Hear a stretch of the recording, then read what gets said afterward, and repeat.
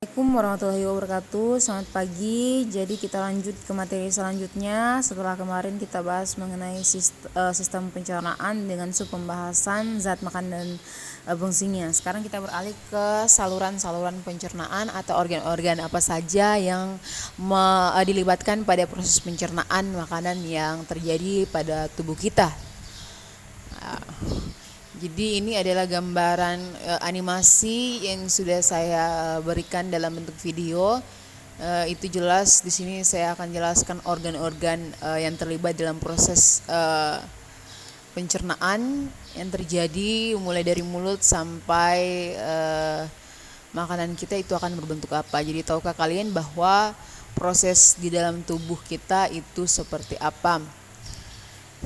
Ya, jadi saya sampaikan bahwa proses pencernaan di tubuh kita itu terjadi dalam dua mekanisme, yaitu secara kimiawi dan secara mekanis atau fisik. Ya, secara mekanik atau fisik. Kalau artinya pencernaan secara kimiawi, dia itu melibatkan zat-zat kimia yaitu enzim. Pertama kita ke mulut dan rongga mulut. Ya, setelah makanan yang kita makan masuk ke dalam mulut, tentunya dia akan berada terlebih dahulu ke rongga mulut. Ingat, jangan langsung ditelan. Ya, tetapi kita simpan lama-lama, kunyah dulu di mulut. Ya, mengunyah dengan menggunakan gigi kita itu adalah contoh pencernaan secara fisik. Ada proses penghancuran secara fisik atau mekanik ini yang dilakukan oleh gigi kita. Kemudian ada lidah. Ya, lidah ini yang membantu proses memindahkan makanan dan mendorong makanan kita. Ya, ada kelenjar ludah. Kelenjar ludah itu adalah kelenjar yang menghasilkan ludah. Ingat, lihat di sini ada 3 pada mulut kita itu ada 3 kelenjar ludah.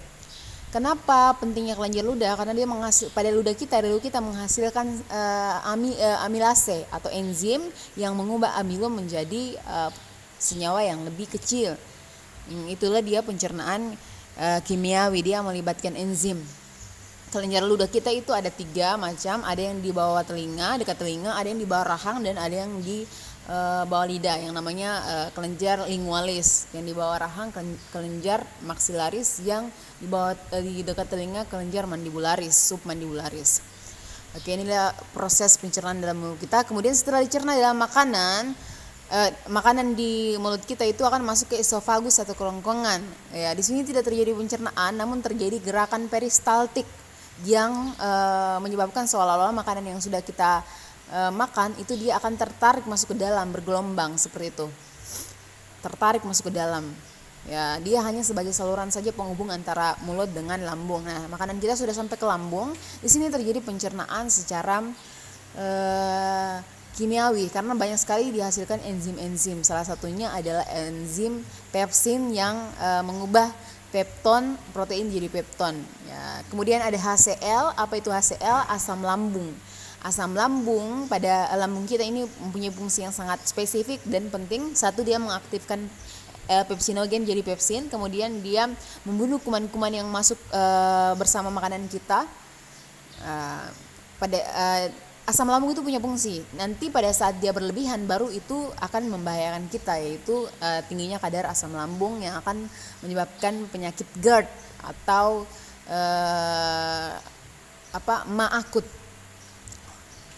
Ya, setelah terjadi pencernaan kimiawi pada lambung, itu kemudian makanan akan masuk ke dalam usus halus.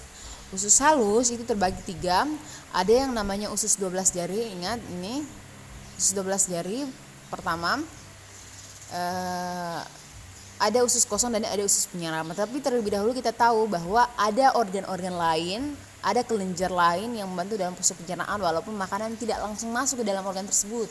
Salah satunya adalah hati.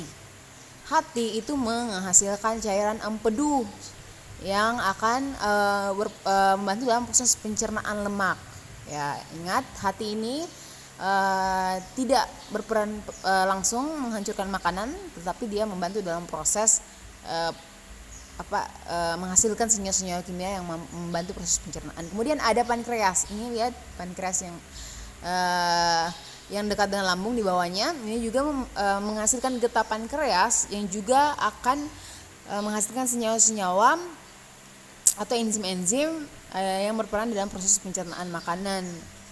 Ya, jadi mereka hanya pendukung saja, tetapi juga sangat penting. Ya, makanan kita pertama akan masuk ke usus 12 jari. Kenapa disebut usus 12 jari? Karena setara jajaran panjangnya setara jajaran jari orang dewasa. Ini yang paling panjangnya. Posisinya itu dia sekitar 7 meter. Makanan yang ditelan, dicerna, lalu diedarkan di pembuluh darah melalui usus penyerapan atau ileum. Ini adalah usus penyerapan yang dimana dia punya tonjolan-tonjolan banyak sekali, jutaan tonjolan-tonjolan yang namanya vilus. Ingat, ini namanya vilus. Di dalamnya itu ada pembuluh darah. Inilah nanti yang akan tempatnya masuk sari-sari makanan kita. Ya, sudah dia masuk, dia akan menuju ke pembuluh darah. Coba perhatikan, ini sudah makanan kita ini sudah ada di pembuluh darah bersama sel-sel darah. Ya, makanan sari-sari makanan ini yang sudah sangat sederhana akan diedarkan oleh darah menuju organ-organ tubuh kita seperti itu. Ya. Makanan yang tidak tercerna dan terserap menuju ke usus besar. Iya, saluran selanjutnya makanan kita akan beralih ke usus besar. Usus besar ini, lihat, ini sudah dalam bentuk kotoran.